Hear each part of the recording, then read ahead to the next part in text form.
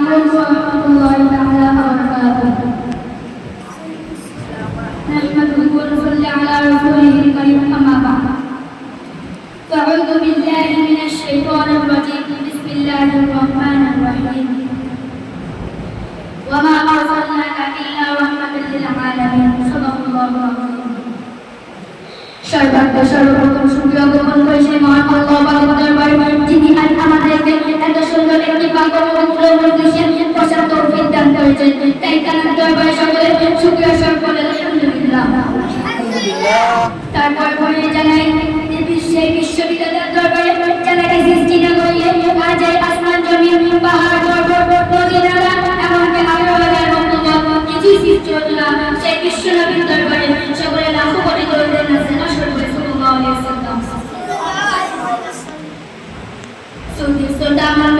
আজ থেকে প্রায় 1500 বছর পূর্বে যখন অত্যাচার অবিচার শিরিক বিদাত ফিতনা ফাসাদে গোটা পৃথিবী গণ্ডগোলের মধ্যে ছিল, তখন মানুষ শান্তির জন্য চাতক পাখির ন্যায় চেয়ে থাকতো আকাশ পানে কখন খোদার প্রেরিত দূত শুভগণ করবেন এই দুনিয়াতে।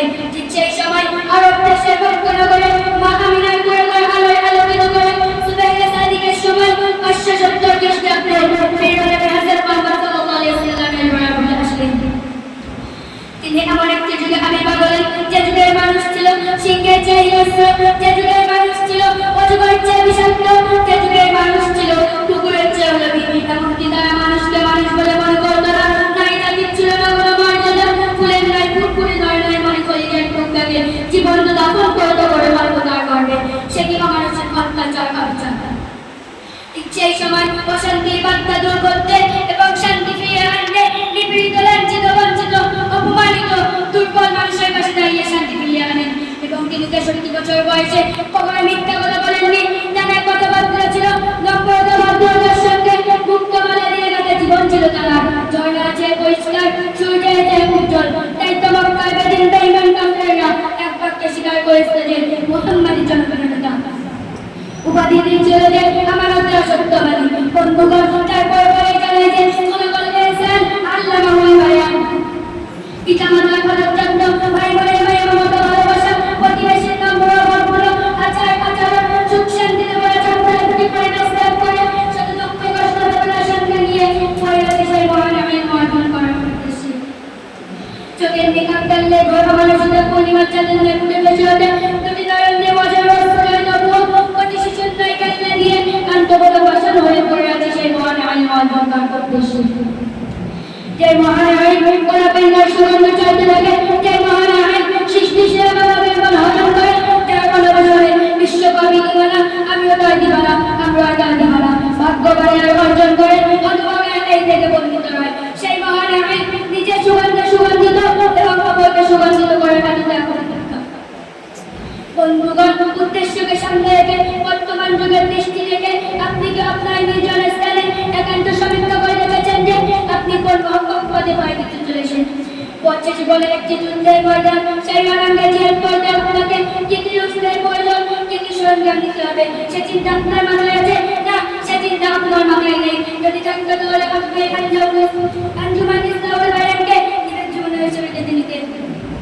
আল্লাহ তাআলা বলেছেন যে পকেটে পয়সা কলম ও দুশাই দাঁতের মাঝে কবর মাংস পিঙ্গতে বানিয়ে দিতে যে দুশাই আগুন হতে পারে এই আঞ্জুমান, সেই আঞ্জুমানটা ছেড়ে দিতেন না।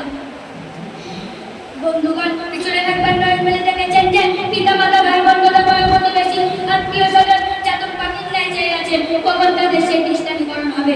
সেই অপেক্ষায় হাতে আঙুল করে করে ডিসিশন করেছেন রাখছে আঙুল গুনতে গুনতে যখন লেখা শেষ হবে তখন আবার মনে করবেন যে আমার সন্তান বাস্তবে উদ্ধারণ করবে। ঠিক সেই সময় যদি তরুণী কিছু করে বস্তা দুটো হেলিয়ে বলতে লাগো প্রিয়তা মণ্ডলী আমি ভক্তিটা করতে পারি না, তখন আমি কেমন লজ্জ হবো, আমি কেমন অপমানিত হবো। একবার চিন্তা করেছেন না?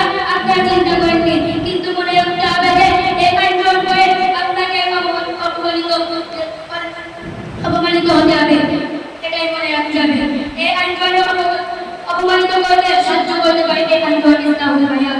এই বলে আমি আমার সমস্ত বক্তৃতা এখানে এন্ড করছি এবং আপনাদের সকলে পিতামাতার ভালোর জন্য আইন গ্রহণ ইসলামের বায়ানকে বজায় রাখার তৌফিক দান করুন। সকল বলে আল্লাহুম্মা আমিন।